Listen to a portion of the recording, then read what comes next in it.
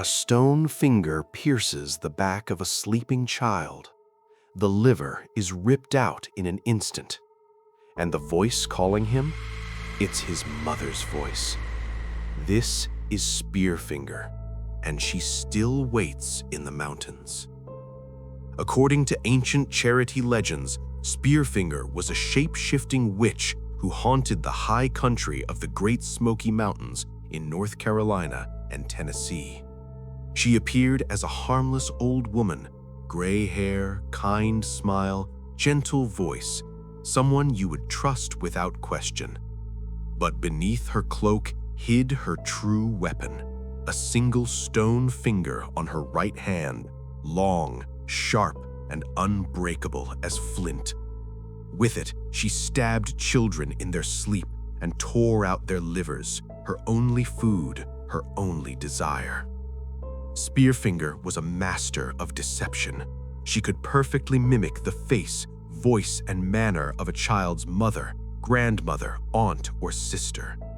At night, she would stand outside the cabin and call softly, "Come here, little one. It's me.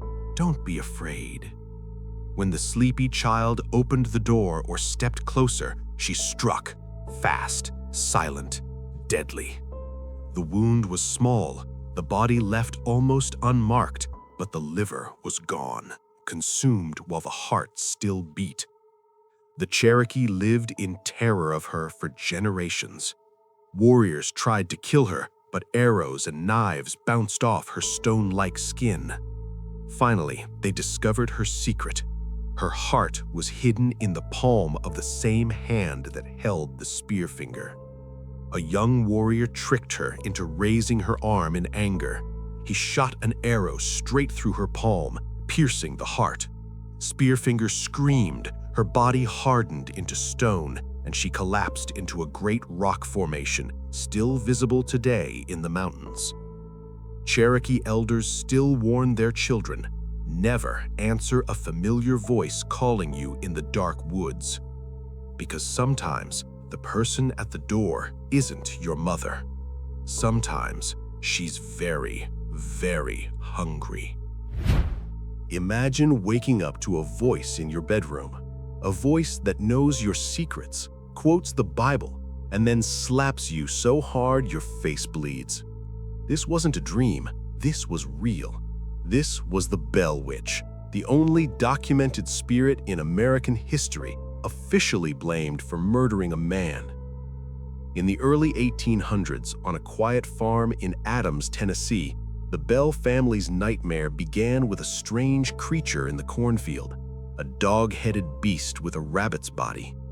Days later, the entity invaded their home.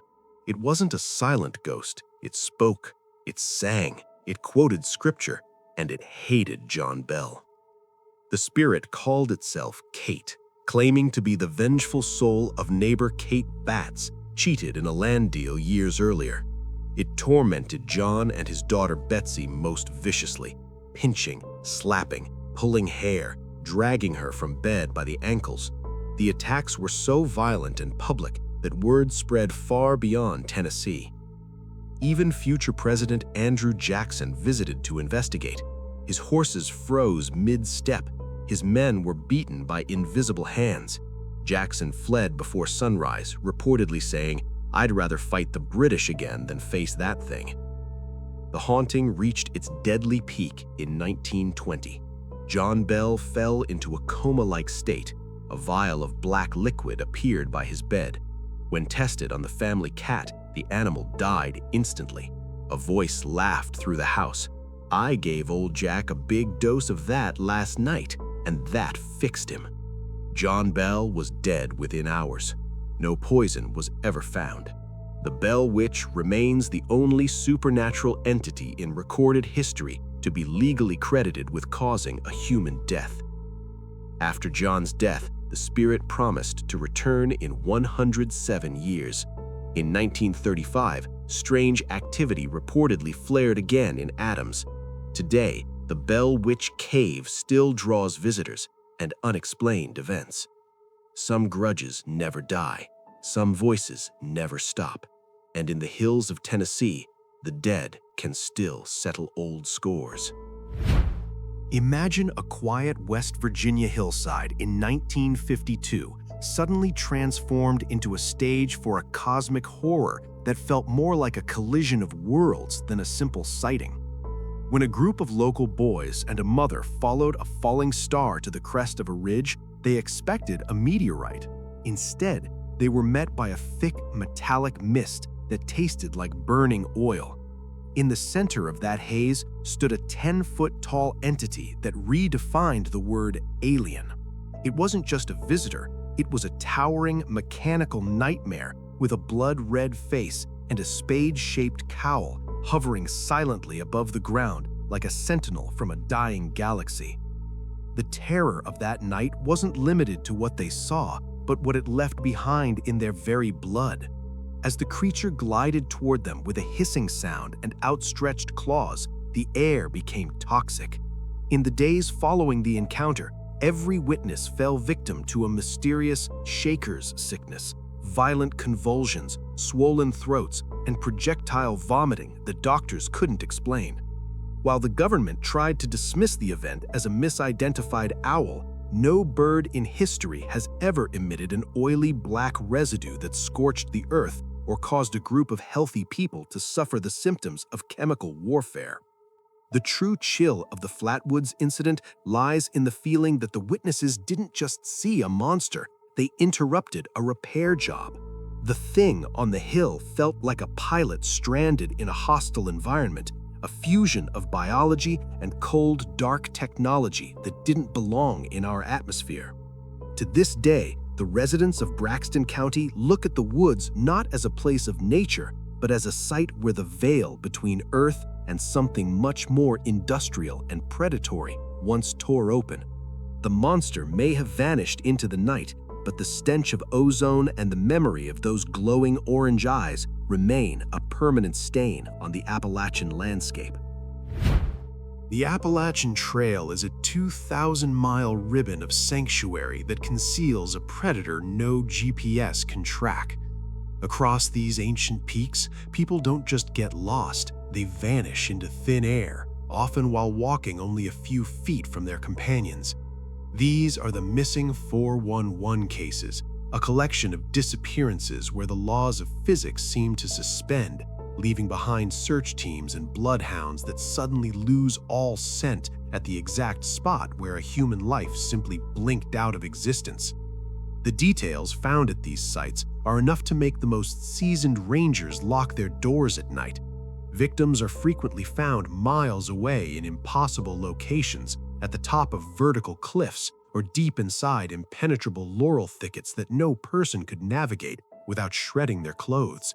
Yet when found, their bodies are often missing shoes and socks, despite the freezing temperatures and jagged rocks. Survivors who return talk of a great silence that suddenly swallows the forest, where birds stop singing and the world turns into a sensory vacuum right before they feel an overwhelming urge to step off the path. The most unsettling pattern in these mountains is the reset button nature seems to push. Almost every time a person vanishes, a violent, unpredicted storm sweeps through the area, washing away tracks and rendering thermal imaging useless. It's as if the mountain itself is complicit, erasing the evidence of a hunt we aren't supposed to understand. Whether it's a geographical glitch, an invisible predator, or something much older than the trees, the message is clear. On the Appalachian Trail, you don't just watch your step, you watch the air around you, because in these woods, the silence isn't an absence of noise, it's a presence that's hungry. Imagine the woods at twilight, where a heavy, unnatural fog rolls in, turning the trees into twisted skeletons. You're hiking back to camp when you hear it, a low, melodic whistle. It sounds human, like someone casually walking just behind the curtain of gray. You stop. The whistling stops. You call out, but the only answer is the drip of moisture from the leaves. Then it starts again, but this time it's exactly 3 feet closer. and the tune is a perfect, haunting echo of the melody you were humming to yourself just minutes before. The true horror of this phenomenon is the realization that you aren't listening to a person, but to a mimic that understands your fear. Hikers across the Pacific Northwest and the Deep South have reported this presence for generations. It doesn't growl or roar. It waits for the fog to mask its shape and then begins to play a game of acoustic mirrors. If you run, the whistling keeps pace, staying perfectly synchronized with your heartbeat. If you hide, it begins to circle you, whistling from the left, then the right, then, most terrifyingly, from directly above your head in the branches. The true psychological trap snaps shut when you realize the whistle isn't just a sound, it's a lure. Local legends warn that to whistle back is to give the fog permission to find you. Those who have survived these encounters speak of a sudden freezing chill and the feeling of a cold breath on their neck, even when no one is there. The fog eventually lifts, leaving the witness alone in a forest that feels hollow and dead. It's a reminder that in the deep wilderness, sound is a weapon, and the thing whistling in the gray isn't looking for a friend. It's measuring the distance to its next meal. In the deep, ancient hollows of the Appalachians, there is a boundary that should never be crossed. While the legend of the Skinwalker originates from the Southwest, hikers and locals in the eastern mountains have begun reporting something that fits the description with terrifying precision, but with a local twist. This isn't just a shapeshifter, it's a corruption of nature. It's an entity that looks like a deer or a wolf until you notice the joints are bending the wrong way and its eyes aren't on the sides of its head, but on the front, staring at you with a predatory, human-like focus. The true nightmare begins when the creature opens its mouth. The Appalachian Skinwalker is a master of the vocal lure. Witnesses describe being alone in the woods after dark and hearing a scream for help that sounds exactly like a family member or a baby crying just over the next ridge. But the sound is flat. It lacks the soul of a human voice, sounding more like a recording played on a loop. When you shine a light toward the sound, you don't find a person, you find a creature that stands on two legs, draped in mangled fur, frozen in a grotesque imitation of a man. The true nightmare in these mountains turns predatory the moment you realize the forest has gone silent. When the Skinwalker is near, the insects stop, the wind dies, and the air grows heavy with the smell of wet dog and copper. It doesn't hunt with speed alone. It hunts by wearing down your sanity, following you for miles just outside your line of sight, clicking its teeth against the trees. It's a reminder that in the oldest mountains on Earth, some things have learned to wear our shapes and mimic our voices, waiting for us to make the one mistake that lets them in, believing that what we see in the dark is actually human. In 1897, the jagged hills of West Virginia bore witness to the only case in American legal history where the testimony of a ghost sent a man to prison.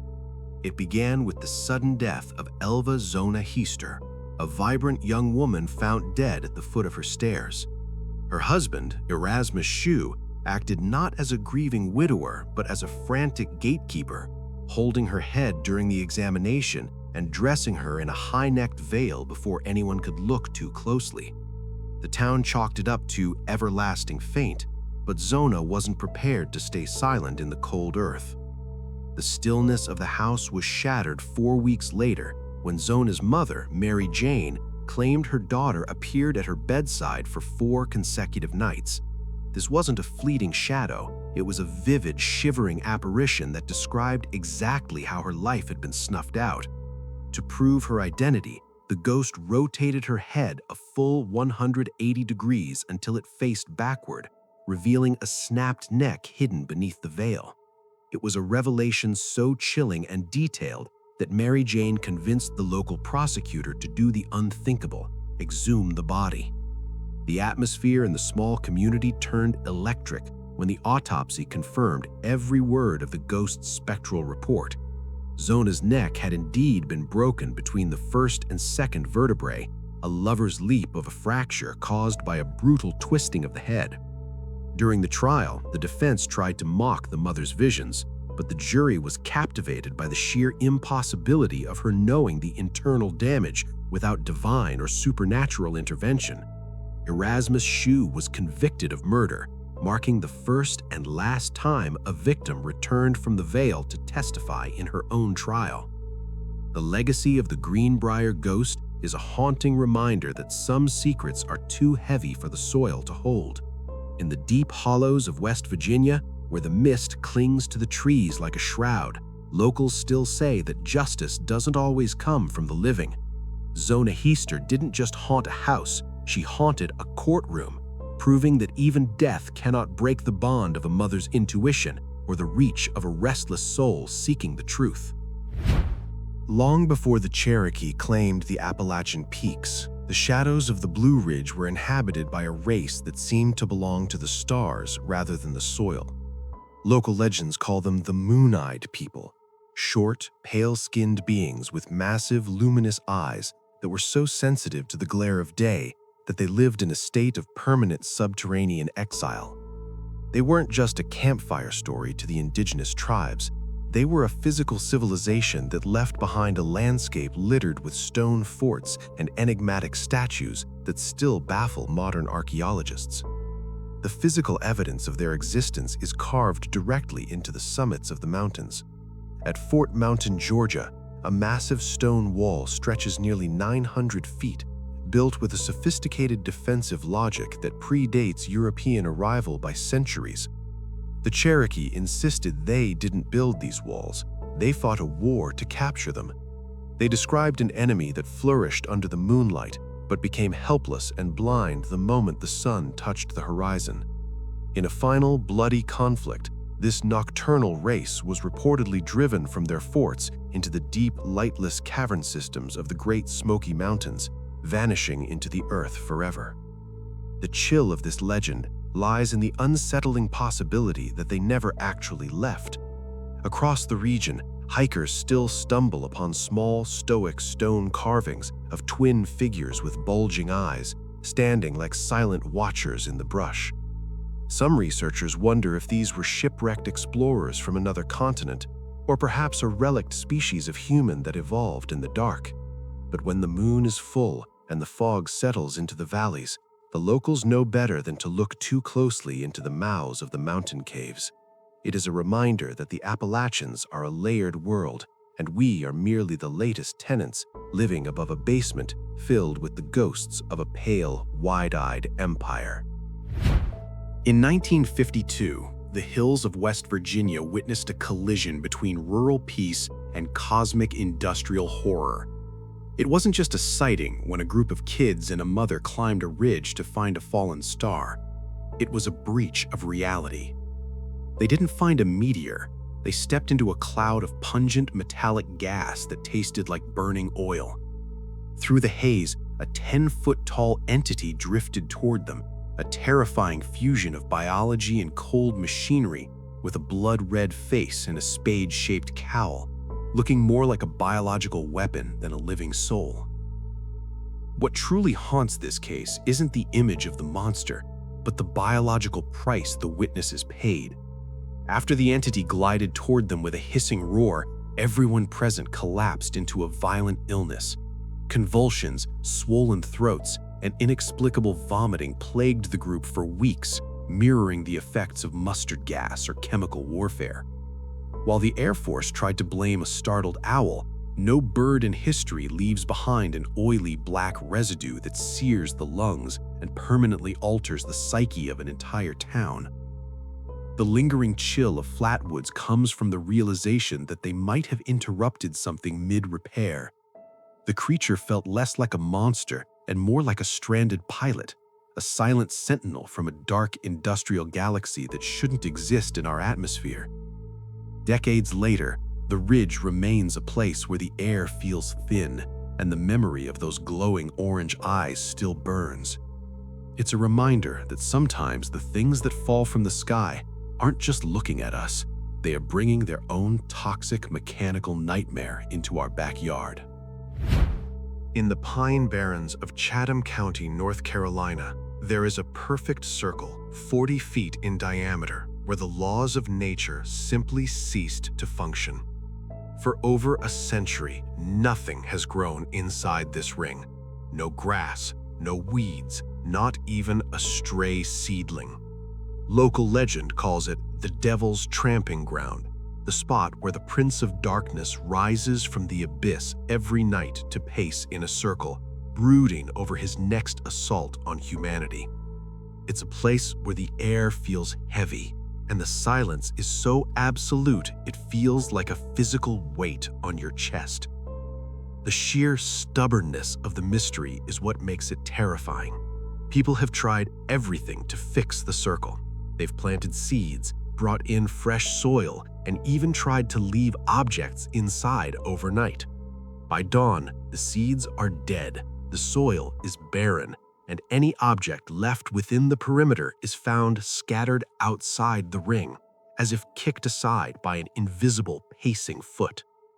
Dogs, known for their intuition, will howl and cower at the edge of the circle, refusing to cross the line even for food, as if sensing a predator that exists between the dimensions of our world and a much darker one.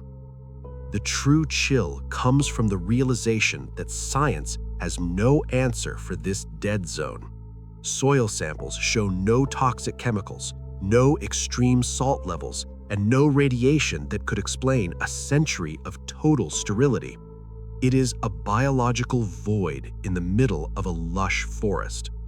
When you stand at the edge of the tramping ground as the sun sets, you realize you're looking at a scar on the earth that refuses to heal. It's a haunting reminder that there are places on this planet that no longer belong to us, places where the ground is kept clear for a traveler who walks only in the dead of night. That's 10 Appalachian mysteries that still haunt the mountains. Which one chilled you the most? Write in the comments. The best answers may be featured next time. Subscribe and hit the bell for more real, unexplained cases. Stay vigilant.